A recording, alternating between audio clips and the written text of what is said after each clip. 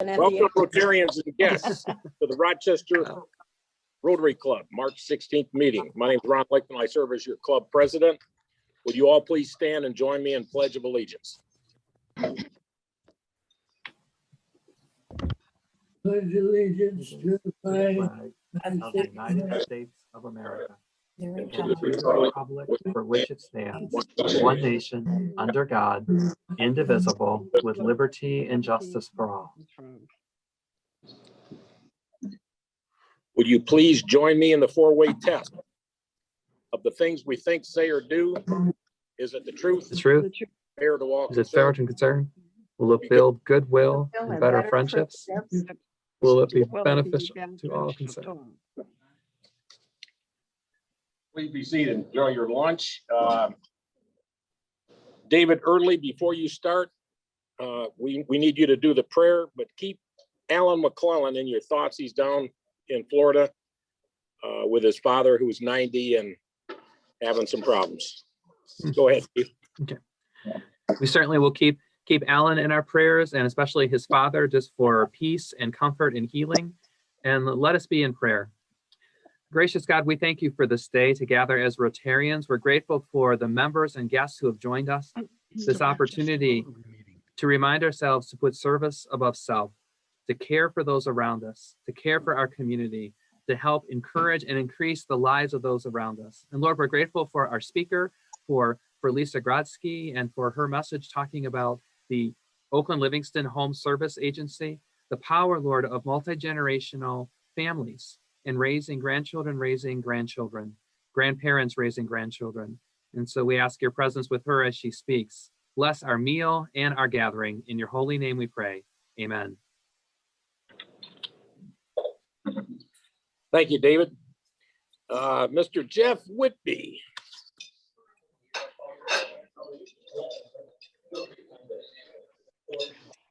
Thank you, President Ron. Good afternoon. Welcome to the greatest club on earth.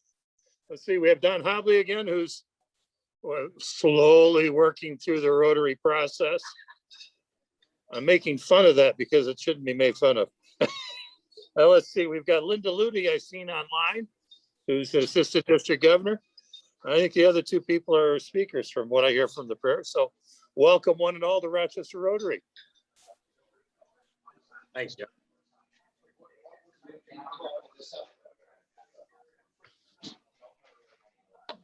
Just a side note, in the Bible, there's mention of a blessed piece of furniture called the Ark of the Covenant. It was a golden box with eyelets on both sides and staves to go through the eyelets, sticks. One person couldn't carry it. It took teamwork. With that said, with all the science, COVID shots, the huge social distancing we have here in this beautiful facility. No, I got ramen again. I'm I don't know asking if I'm gonna eat it. everyone. If you have It's $5 to charge. We already made $10. we You could guys have use ours, and then we're both gonna have to get it. if we could have you guys mute, I'd appreciate it. With that in mind, I'd like everybody to come back face to face for the camaraderie, which also creates a mastermind theory where we get more ideas together than separately to raise money for people that need it. Happy bucks. Any happy bucks out there?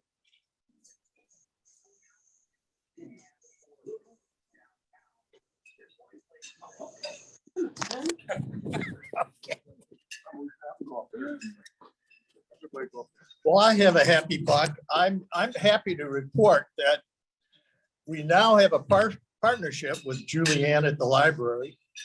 Her person that's in charge of the community outreach has scheduled 3 musicals in the gazebo this summer, and it will start May the 15th. Wow. A couple in June, and who knows where that's going to lead. So that's my happy buck. And then I'd also like to say that we're going to have a park cleanup on April the 17th. So I'm going to send this around.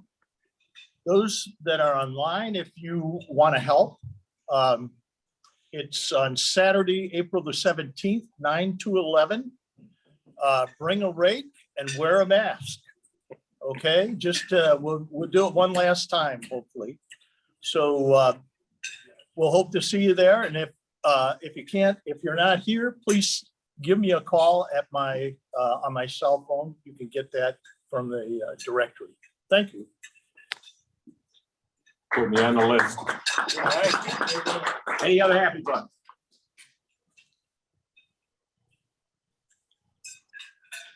Any happy bucks online?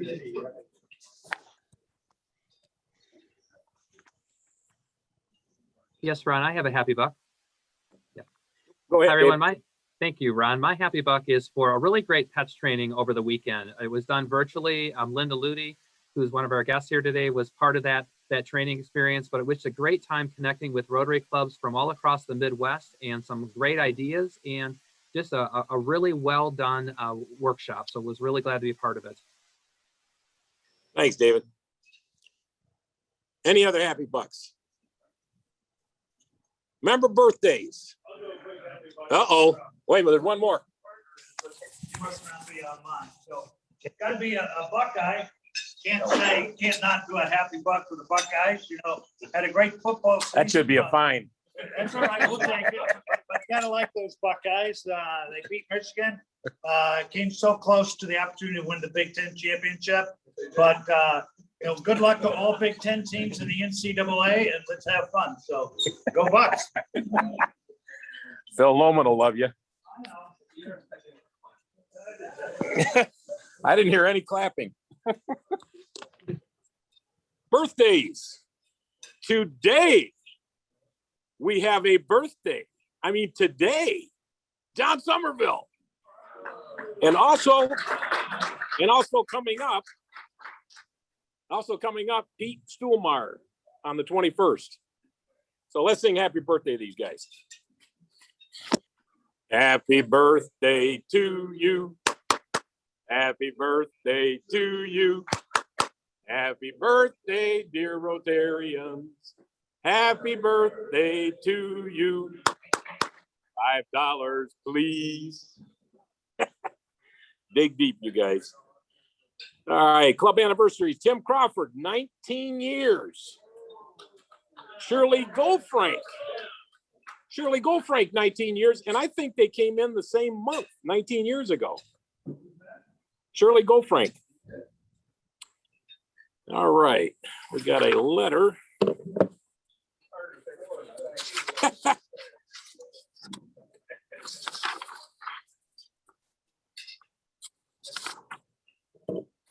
We got a letter from Linda Eastman for the Casa Colibri. I think that's how it's pronounced. Basically, we donate to that cause. It was $5,000. And just the last part of it says, thank you, muchas gracias, for your abundant goodwill and overwhelming kindness. I hope you know at a deep down level that we are tremendously grateful for your generosity. In the brightness and spirit of this new year, may God watch over all of you and give you more and more reasons to be thankful. Thank you, Linda. Great organization.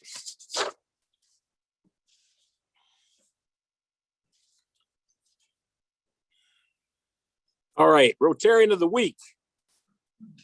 Julian Morian, or Morian, how you spell it? Morian? Yep, Julianne Morian. It all rhymes with librarian too, so it's perfect. I just wanted to say thank you to Chief Schuttenhelm for nominating me this last week, because I think he said he had nominated me because March is Reading Month, and we love to shine a light on reading this month.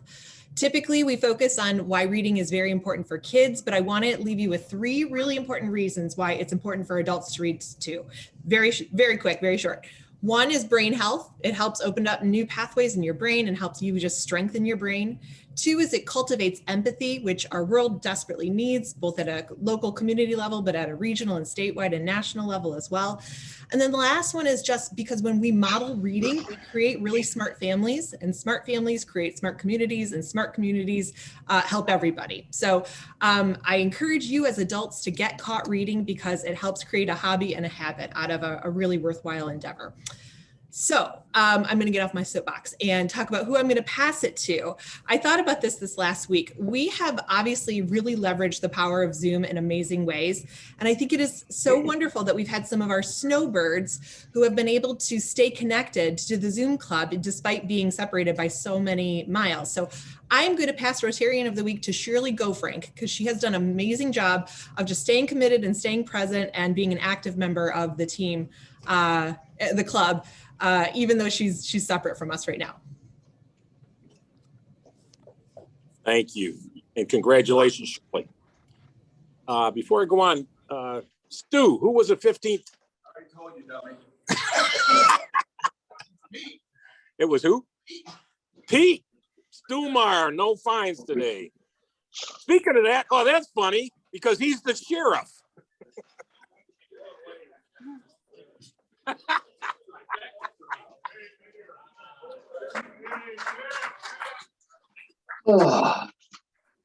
Thanks, everybody. Thank you.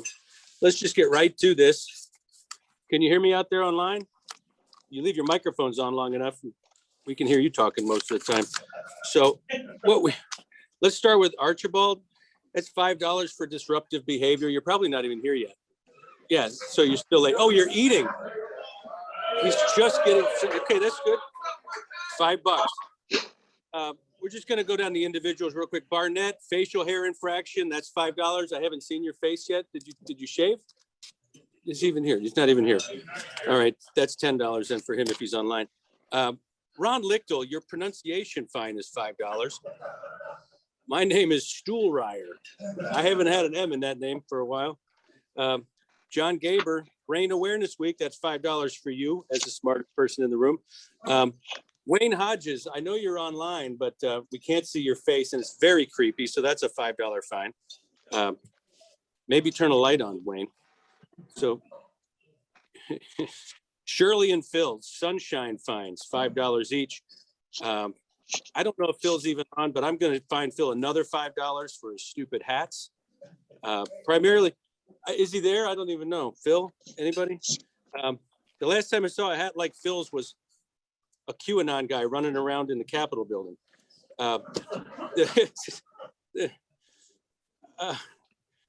Carrie Riggs, I got word in the newspaper that you were fined by the city for ice fishing without a license off your back dock.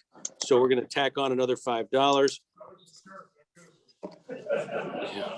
Yeah, right. Nobody believes you here. It's National Introverts Week, by the way. So I'd like you to raise your hand if you are an introvert. Everybody else, that's $5. I'm sorry. I know I'm a little early, but I am an Aries, and next week Aries begins in the world of astrology.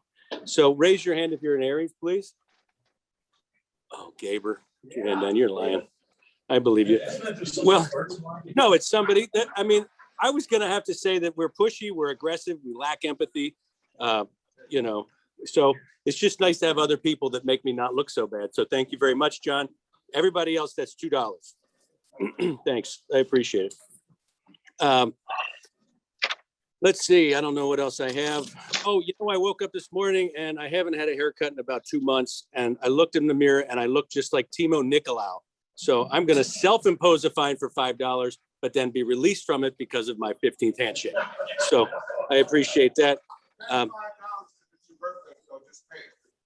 Okay, I'll do that. I mean, so I'm up 5 or down 5. This sounds like this sounds very Vegas. Okay, anybody wearing green? The only person in this room wearing green is Ernie Schaefer. So he's out. Anybody online wearing green? You don't have to pay this fine, but it is $1 if you're not wearing green. Tomorrow is a big day for us Irish people. Let's see. Now let's do this. Let's help out Ron a little bit. Everybody that's online, thank you for coming. It's $1 for everyone online. Every time I'm sheriff, I double that fine for everybody online. I'm sheriff about once every 4 weeks. So you can kind of imagine where that leads. You're going to be about, I don't know, you'll be about $20 by the end of the year if you're not showing up in person in this, right? Vince, are you tracking all this, Vince? I don't even know. Who's fighting these people? Okay, that's all I've got. Thank you very much, everybody.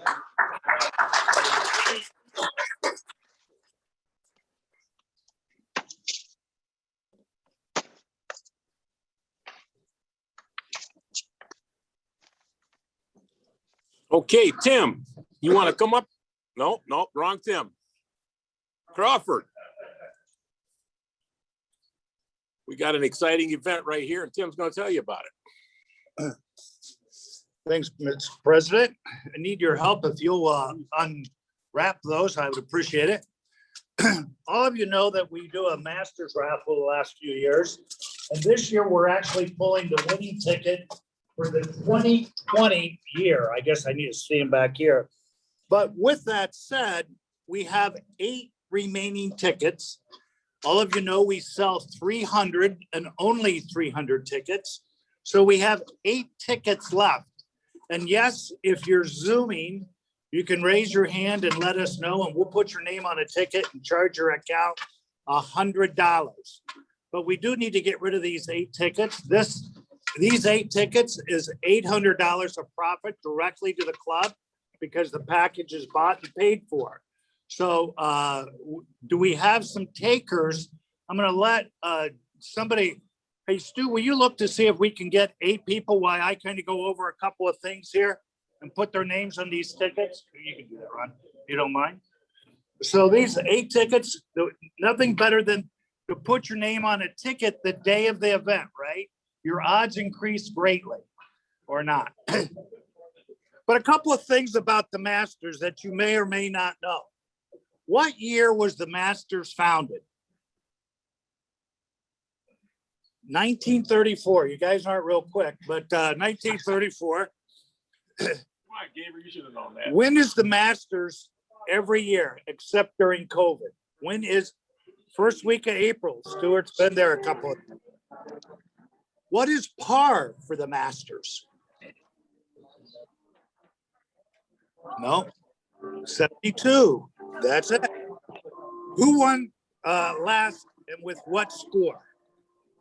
Who won the last Masters and with what score?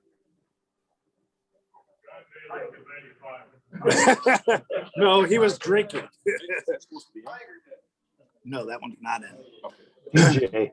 So it was Dustin Johnson, and he was 20 strokes down, so minus 20. Magnolia Lane, what year were the trees planted as you come into the Augusta? What year were the trees planted? 30. 1850. Wow. What is the name of the living Augusta pro golfers that are actual members of Augusta? There's only 2 pro golfers that are members of Augusta. Jack Nicklaus and John Harris are the only 2 pro golfers that are members. When did wearing of the green jacket begin? 1937. Who won the first green jacket? Steve, this is in your area. You should get this. 1949, Sam Snead. Which U.S. president was a member of Augusta? Eisenhower. What years were the tournament not played and why? That's correct. 1943, 44, and 45 because of World War II. Who has won the most Masters and how many? Nicholas is correct. How many? 6. 6 is correct. That's good. Somebody can Google pretty quick. What other record does Nicholas have at the Masters? Most second place finishes. No. Time's going there. The oldest player, he was 46 years old, 2 months and 23 days in 1986. Last question. Who was the youngest player to win the Masters? Tiger Woods, that's correct. In 1997. So did we sell 8 tickets? Did anybody volunteer? Anybody want one? All you people on Zoom, just, you got to mention, yes, I want $100 winning ticket. I want one. I'm Al Jones. Say that, I can't hear you. Al Jones, put me down for Al one. Jones, one, can you put his name on ticket? And that's one. So we're not going anywhere until we sell 7. All right, Shirley, go, Frank. I'll take one. All right, Shirley, there you go. Shirley's on one, so thank you. I'll take one. All right, here we Mark go. Bishop. Who's that? Mark Bishop. Mark Bishop. All right. You got to put their name on here I too, am. so we can I go. am. All right, we still got a few more. Come on. Now, remember what this package is as you're trying to get into your wallets or purses. This is a private jet. You leave around 7 o'clock Saturday morning. You're there by 10 o'clock at the golf course. You have tickets for 2 for both Saturday and Sunday. They put you up at a motel Saturday night. They have dinner Saturday night at one of the country clubs. And if you want to play golf, they'll arrange golf as well. Obviously not at Augusta. So now that we've given you the rest of it, we have only 4 tickets left. Come on, people. There we go. We got one there. Thank you, Bill. I appreciate it. Levenger, all right. I'll buy one. All right. Thank you, Paul. Dick's Feast. All right. Hang on. My secretary's not very quick here. Okay. Cooper's in. Wait a minute. Rachel. Give me one. What's the Steve Cooper. Steve Cooper? I think Dick Spees said yes Dick's too. Feast. I'll take one. All right. Hang on just a second. Rachel. Oh, I think we do. We do have 2. Rachel and Dick Spees.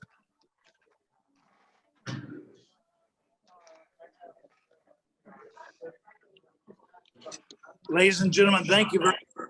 We sold 300 tickets. And if the math is right, we should make about $15,000 for the Rochester Rotary Club. So thank you all very, very much. We will soon draw the ticket. Rachel, would you come up and be the lucky person to pull the winning ticket? Well, anybody not in that wants to pull a ticket? You're not in. John's You are in. in. Anybody that is not in it? Rachel, it's all right. You can pull the winning ticket. All right. Here we go. Now the winner, remember, can choose $2,500 cash. The winner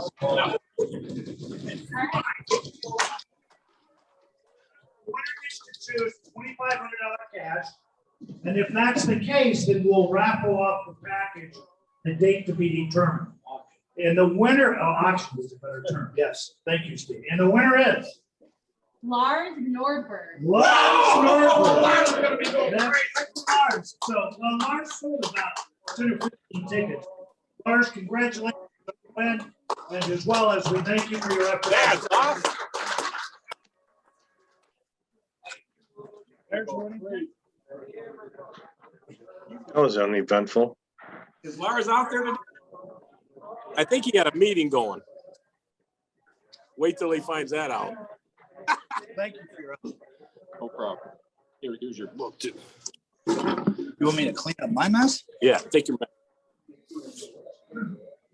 All right, now the other Tim. Tim Duncan. You want to introduce our speaker? Thank you, sir. All right. Good afternoon, Rotarians. Today, it is my pleasure to introduce Miss Lisa Grodsky, currently the OLHSA Program Operations Manager. Lisa has been with the nonprofit Oakland Livingston Human Service Agency since January of 2005. The OLHSA program she has managed since 2013 and will be highlighting for us today is grandparents raising grandchildren. The support group has monthly meetings for the past year, all of them virtual. She also arranges presentations on their topics of interest and fun at-home intergenerational activities the entire grand family can enjoy. In addition to grandparents raising grandchildren, Lisa is a member of the Michigan Kinship Care Coalition which offers a platform where she brings a strong voice to advocate the cause of grandparents and other relative caregivers of children. So without further ado, please join me in welcoming Miss Lisa Grodzki. Thank you so much, Tim, for the introduction, and thank you to the Rotary of Rochester for having me this afternoon to talk to you about OLSA, or Oakland Livingston Human Service Agency. It's a mouthful, so we usually use our acronym as it's OLSA, not to be confused with OSHA. And I'm talking to you today about grandparents who are raising their grandchildren. I just want to, by a show of hands, I can see those that are virtual today. How many have heard of Oakland Livingston Human Service Agency, or OLSA, before? So let me talk to you a little bit about the organization before I get to the topic that I'm going to be discussing.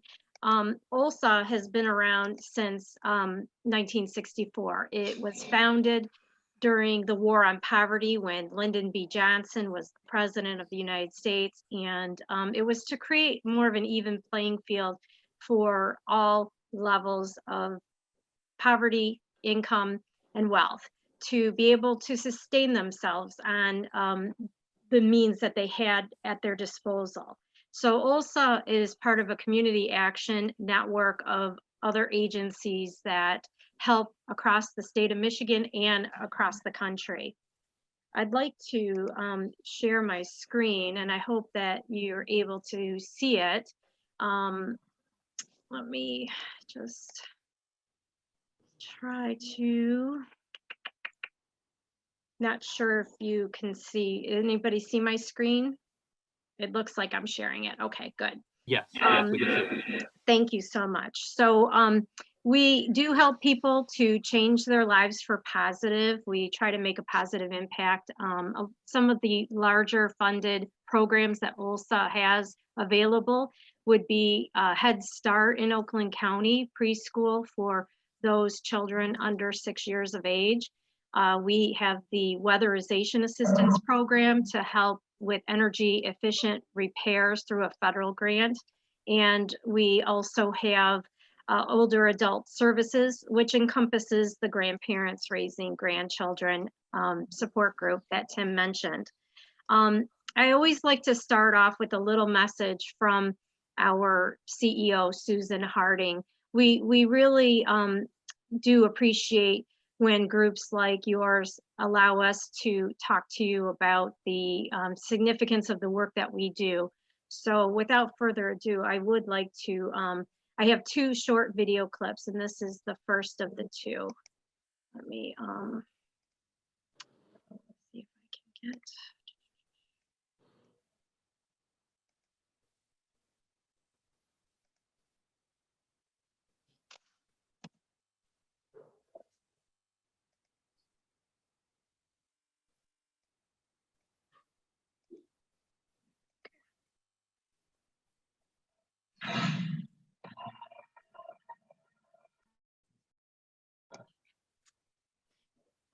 Can you hear the music? No. You know, there's a little trick to this. When you share your screen, you're supposed to click that you want to show the, or play the video too. Pardon me for just one moment.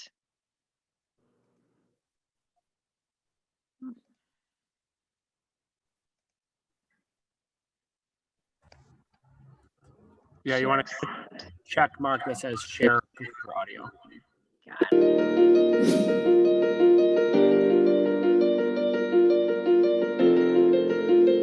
OLSA is the community action agency that serves Oakland and Livingston counties. We are part of a network of 1,000 agencies across the country who approach our work special to community action. And so that means we're really supposed to be involved in the community and find out what the community needs.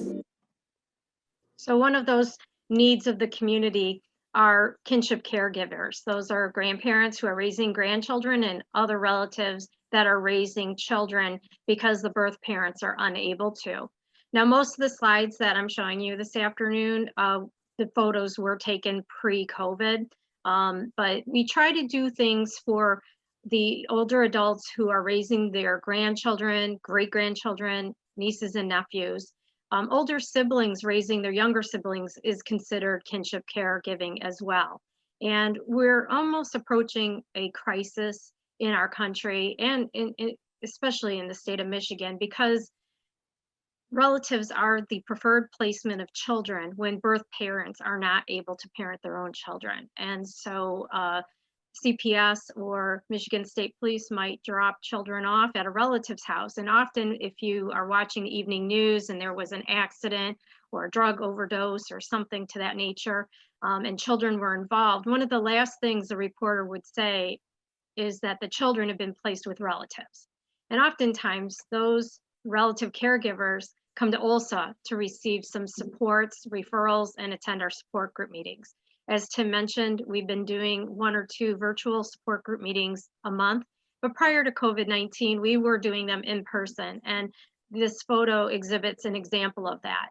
We try to provide some little things to the grandparents each meeting that just help them get by and help them and their grandchildren feel like a normal family, even though they don't feel that way. All of us have crossed paths with somebody sometime in our life that you knew they didn't live with their parent. You know, they may have lived with an aunt and uncle or grandparents. So, you know, today it's no different. It just seems like it's happening more frequently.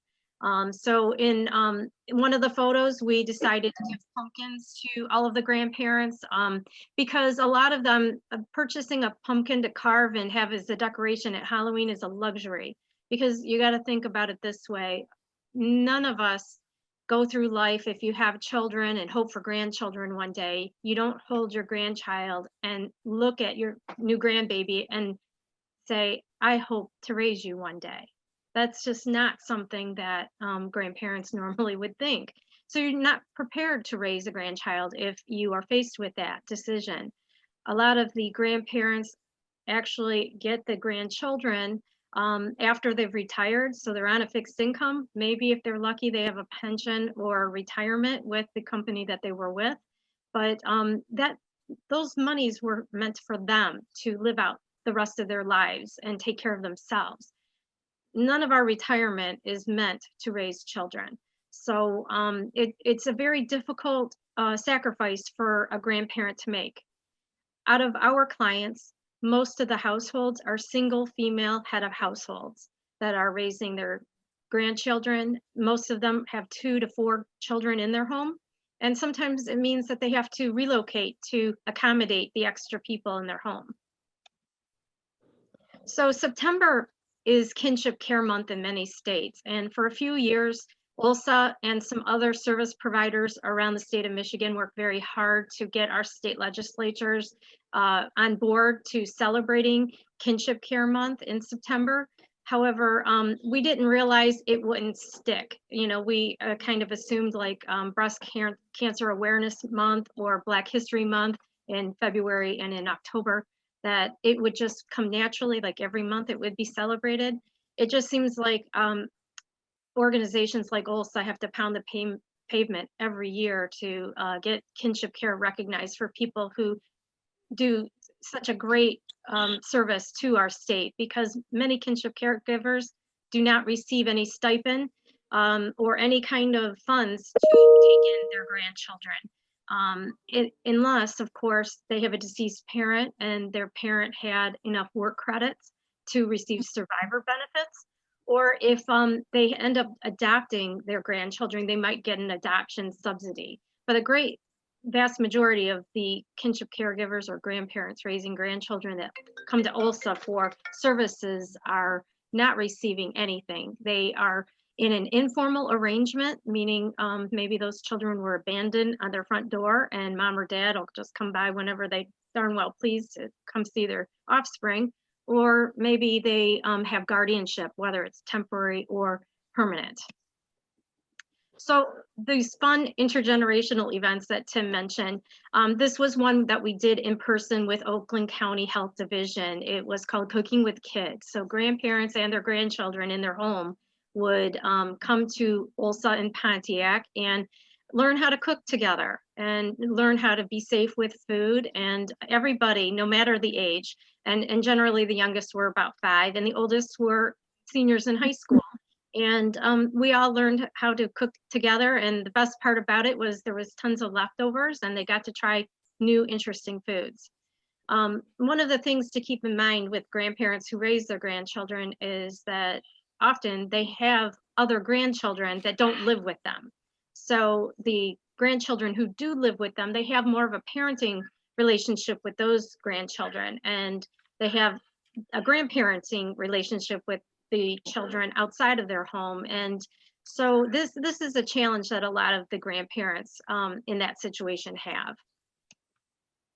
So we invite all of our grandparents to some intergenerational events. And in the lower photo, it's a group photo of us a few summers ago at the Waterford Oaks Water Park. And we also participate in the Walk for Warmth, which is a also event that we have generally every February. But this year, because of COVID, we decided to have an outdoor event. So it will be on May 1st at the Canterbury Village in Orion. And Walk for Warmth is a fundraiser, one of Ulsa's largest fundraiser, in fact. And we raise money every year to help people in our service areas of Oakland and Livingston counties to help them pay for their heat, to help make repairs to furnaces, because Michigan is a heating state.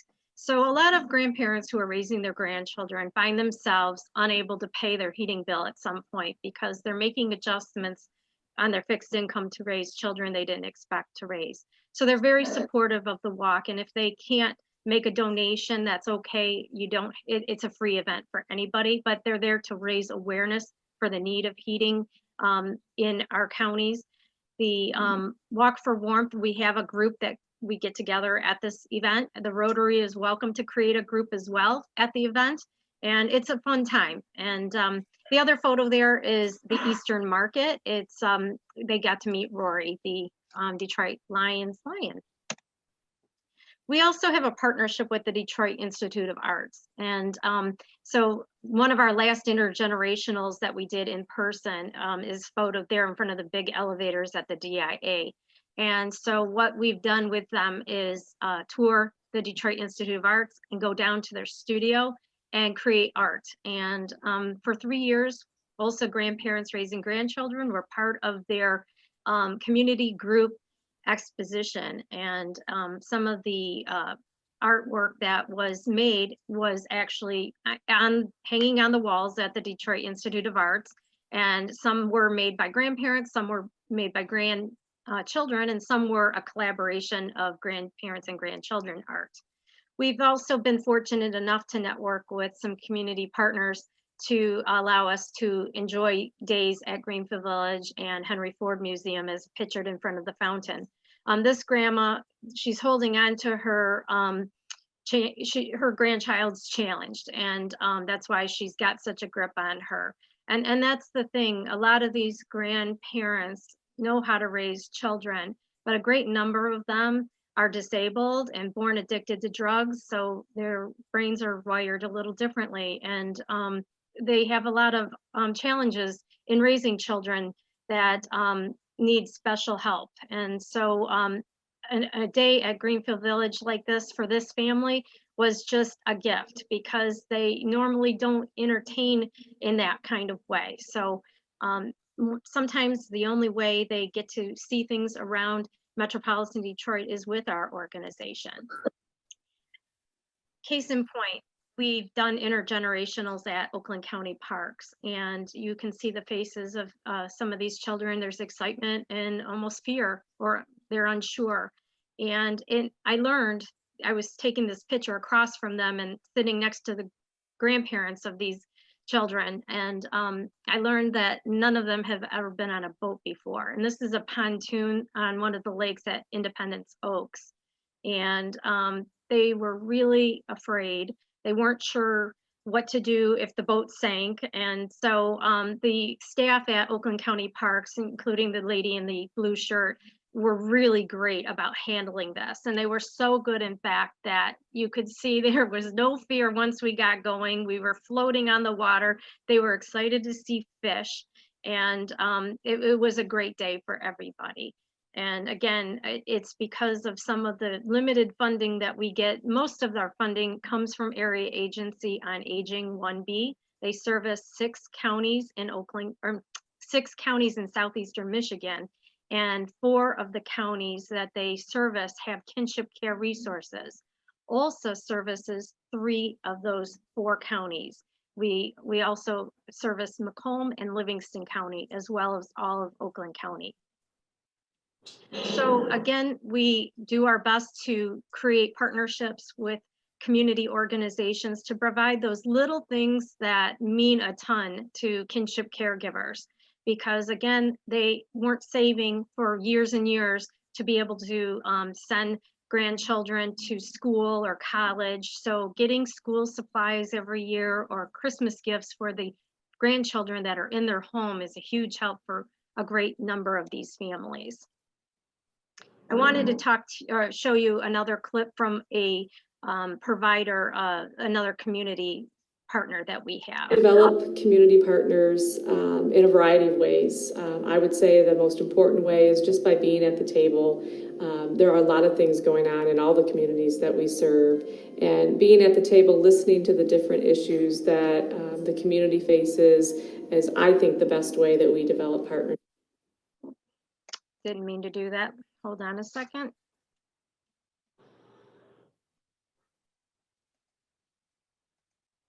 Develop community partners in a variety of ways. I would say the most important way is just by being at the table.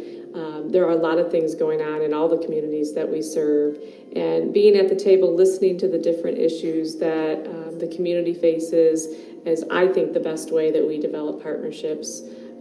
Again, we can't do this work alone.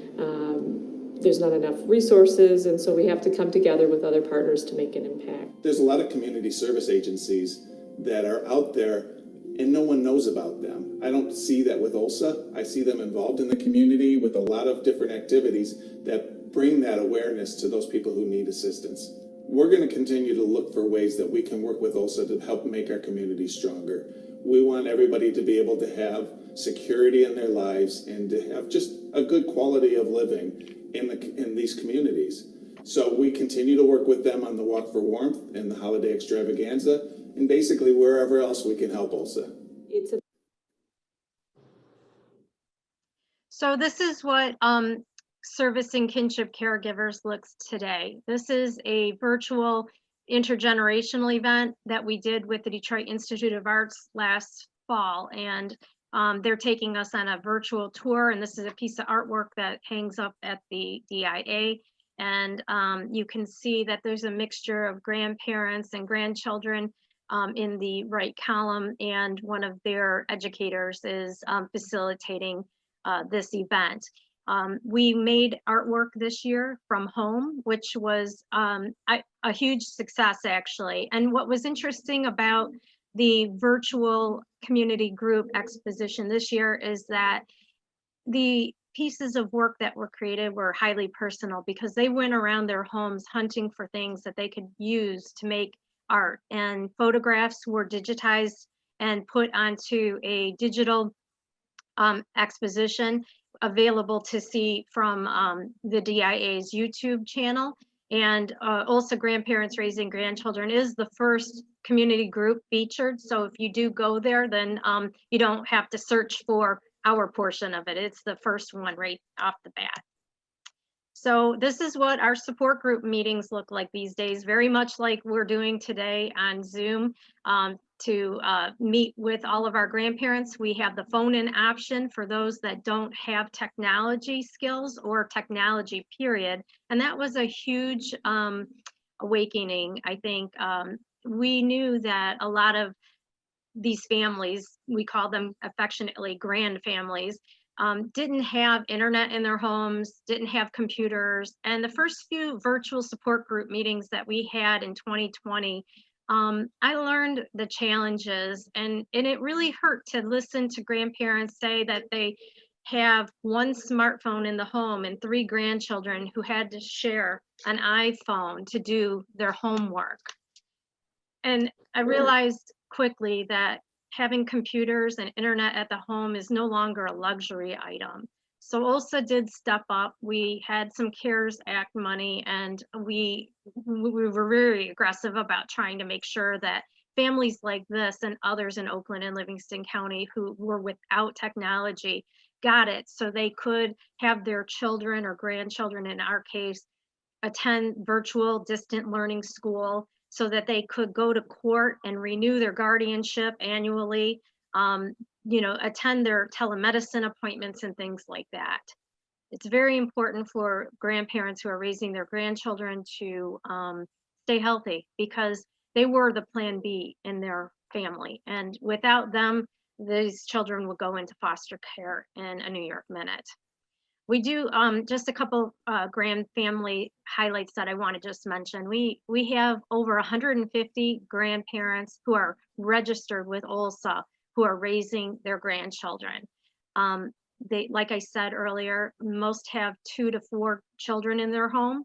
The largest families that we serve have 7 and 9 children in their homes. 7 and 9. These are multiple children of theirs who have left their children to be raised by their parents, or the grandparents of the children. It's absolutely devastating. We have one grandfather raising grandchildren on his own. We have 12 great grandmothers raising great grandchildren in their home. And we have had our population of kinship caregivers has been hit by COVID-19. Just in January, a couple raising their grandsons in Rochester Hills, the husband died just a few weeks before his 70th birthday. So now grandma is raising her grandsons on her own, and she's devastated by the loss of her husband. She's panicked about the virus, and now she's going at it alone, and we're here to help her in any way we can. But sometimes our resources are limited because we operate on a very low budget. It's me and a part-time assistant. We do get some support help from our older adults services division and the community at large. I noticed that Renee Courtwright is on this in this meeting, and OPC has been great about helping us with resources and meeting space before COVID. We can't wait to get back there. So I have a little trivia question here. Generations United is a national organization, and they have all 50 states singled out with different statistics on kinship caregiving. So if you want, you can put some answers in the chat or just talk amongst yourself there in person. But how many head of household grandparents in Michigan are responsible for the grandchildren who live with them? Just take a wild guess. How many grandparents? Now, between Oakland, Livingston, and Macomb County, I have 150 registered grandparents who are raising their grandchildren. And when I say grandparents, I also mean the aunts and uncles and great grandmas too. But how many head of household grandparents are responsible for the grandchildren who live with them? So I'll give you just another moment. So who's shocked that it's over 66,300 in the state of Michigan? A lot of these grandparents do not have legal or formal custody of their grandchildren. They're terrified to go to court because they feel like the grandchildren might be ripped from their care, because there's some policies in place that do need to change when it comes to relative caregivers of children. But 66,378 grandparents is what Generations United say are the head of household grandparents that are responsible for their grandchildren. These are grandparents who bring grandkids to school, bathe them, make sure they've done their homework, sign them up for sports, take them to tutoring or music lessons and things like that, just doing the day-to-day parenting of these grandchildren. So COVID-19 and the pandemic has been devastating for this population because they were ill-equipped to parent during a pandemic, as were a lot of parents of children. But these grandparents and other relative caregivers really had a difficult time during the first several months of the pandemic, especially because a lot of them were over age 60. And, you know, early on, we were all told that if you have an underlying health condition, or if you're over a certain age, that you are more susceptible to die from COVID-19. And this terrified the kinship caregiving population. So I'm available for questions. My name again is Lisa Grodsky, and I'm with OLSA, a community action agency. If you know anybody who is raising a grandchild, or you know, has any questions about this program, you're welcome to call me at my office number. It transfers to me here at my home office, and you can also email me at lisag@olsa.org. Thank you so much. I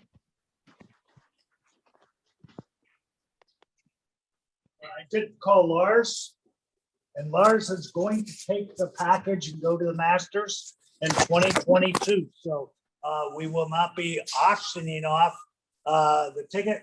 Lars is going and is extremely excited. Rachel, he owes you big time. So thank you, and thank Ron for your assistance. Thank you. It's awesome. I figured Lars would go. I didn't think he would take the cash, because he is definitely a golfer. All of our different events that are coming up, the golf outing, golf ball drop, and the garage sale.